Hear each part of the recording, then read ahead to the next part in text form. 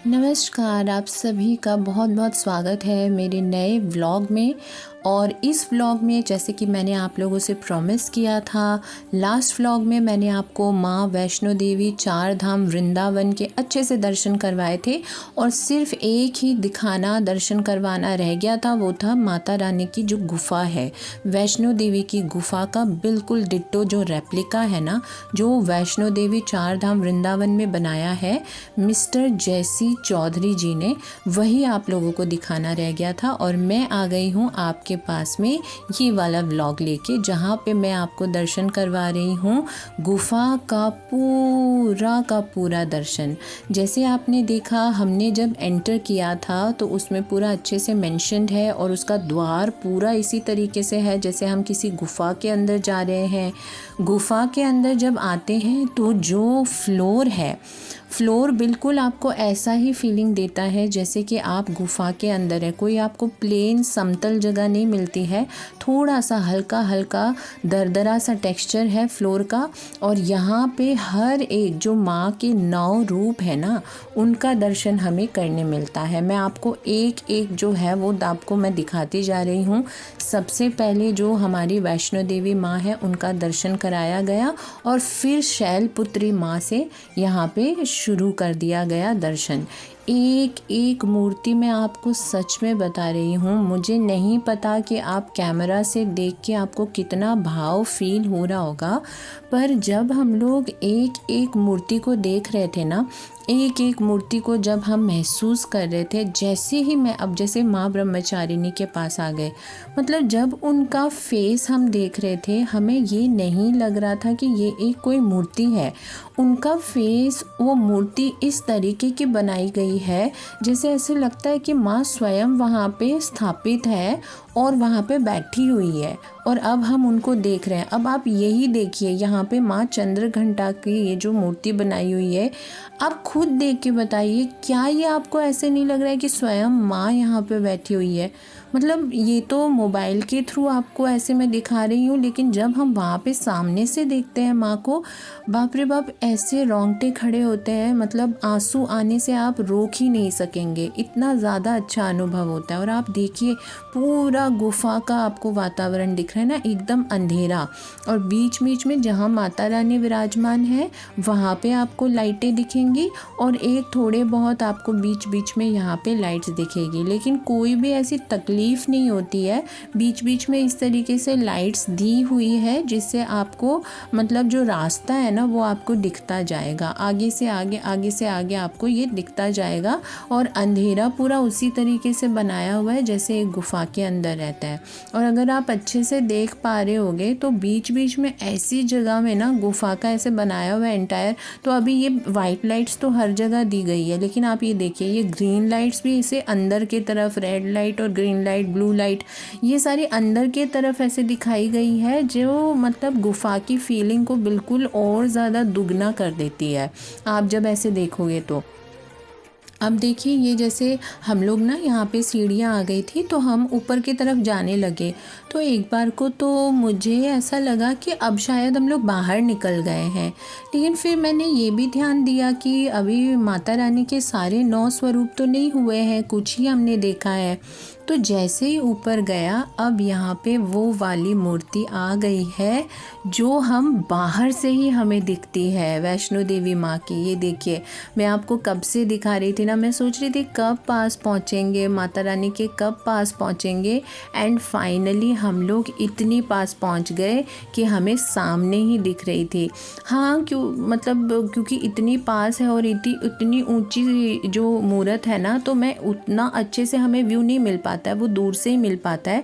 लेकिन आप देखिए, मैंने जितना अच्छा व्यू आपको दिखा सकती थी मैंने आपको दिखाया है। और अब क्या होता है ना, अब ये ऊपर पूरा टेरेस जैसी बनी हुई है, यहाँ पे आप परिक्रमा करिए। यहाँ पे माता रानी का जो ये स्टैचू बनाया हुआ है, इसकी परिक्रमा आप करिए। और ये वाली जो जगह है ना, ये मैं थोड़ा सा उल्टी तरफ से आ गई थी, इसीलिए यहाँ पे ये एग्ज़िट हमें दिख रहा है। बट उस एग्ज़िट के अगर हम ऑपोजिट साइड से अगर परिक्रमा करते हैं हैं तो वहाँ पे हम लोगों को पूरी परिक्रमा करते हुए हम लोग आते हैं। तो ये देखिए बिल्कुल मैं आपको नज़ारा दिखा रही हूँ कि जब हम गुफ़ा के ऊपर पहुँच जाते हैं तब फिर किस तरीके का नज़ारा आप देख पाते हैं। ये देखिए वहाँ पे जो शिव जी का भी मैंने जो लास्ट व्लॉग है ना उसमें मैंने शिव जी का पूरा अच्छे से दर्शन कराया है। तो वो सारे जो मंदिर है ना, शनि देव जी का मंदिर हो गया, धाम जो हो गया, राधा कृष्ण जी का धाम हो गया, फिर शिव जी का जो धाम हो गया, वो सारे हमें यहाँ से ऊपर, यहाँ जहाँ हम खड़े हैं यहाँ से हमें बहुत अच्छे से विजिबल है।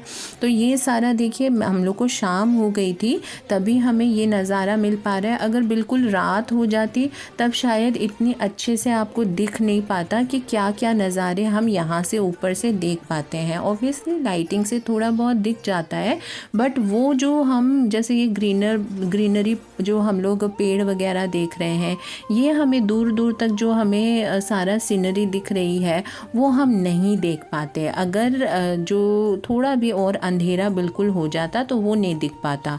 अब ये देखिए आप किस तरीके से गुफ़ा का पूरा नज़ारा जो है वो गुफ़ा के हिसाब से ही बनाया हुआ है और माता रानी हमारे ऊपर जो है वो वहाँ पे विराजमान है। अब देखिए ये आ गया वो एग्ज़िट, जो द्वार मैंने आप लोगों को दिखाया था।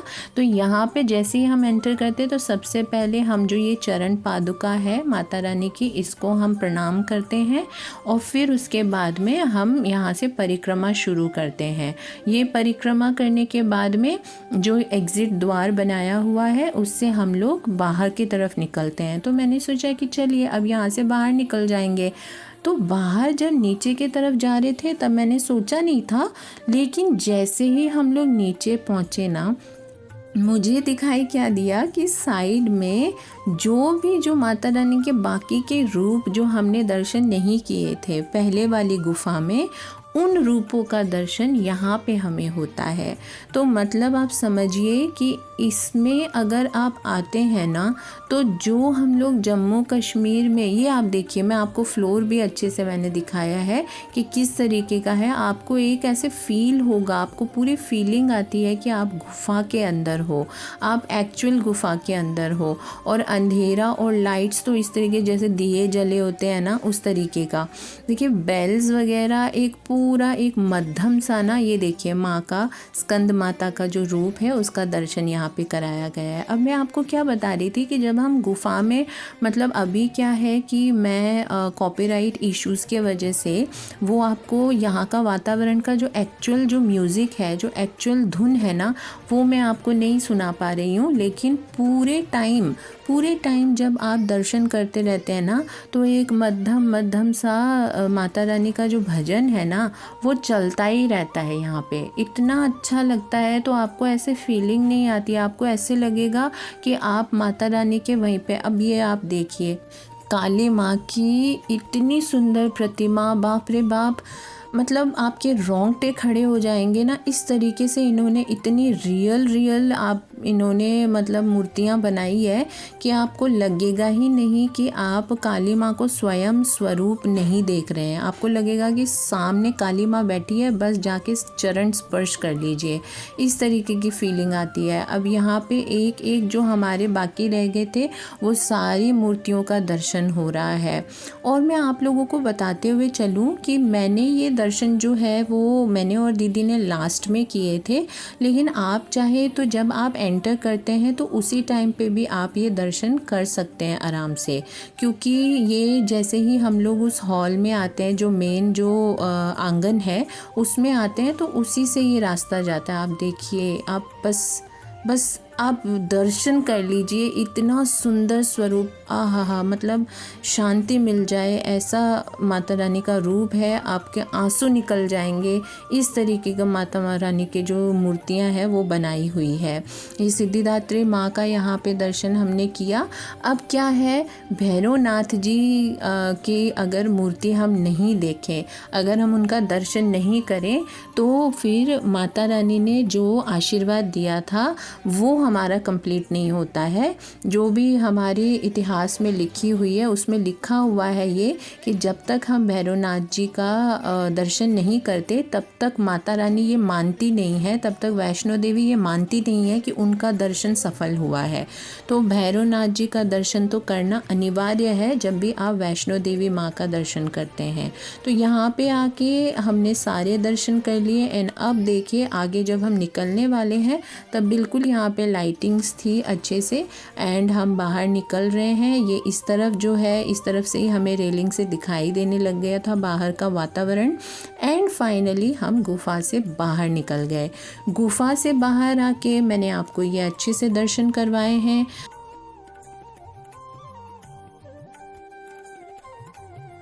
पहले वाला ब्लॉग बनाया था उसमें मैंने आपको नहीं दिखाया था।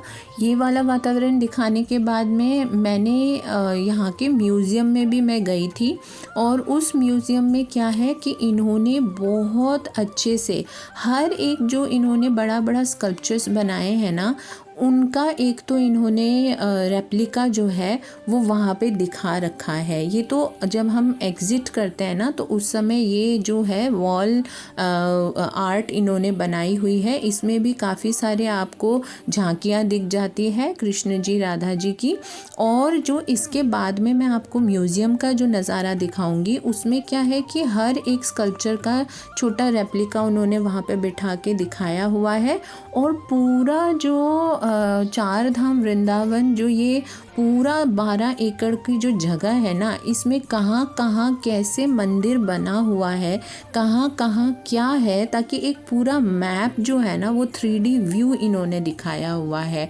वो 3D व्यू आपको लास्ट में देखने के लिए मिलेगा, ज़रूर से आप वो देखिए। अगर आप वो मतलब ऐसे देख लेंगे ना तो आपको एक तरीके से पूरा ओवरऑल ना व्यू पता चल जाएगा कि कहाँ से क्या है। तो ये वाला वो व्यू है, देखिए आपको दिखेगा। यहाँ पे वो बड़े बड़े जो स्कल्पचर्स हैं वो भी आपको दिख रहे हैं शिव जी के और वैष्णो देवी माँ के।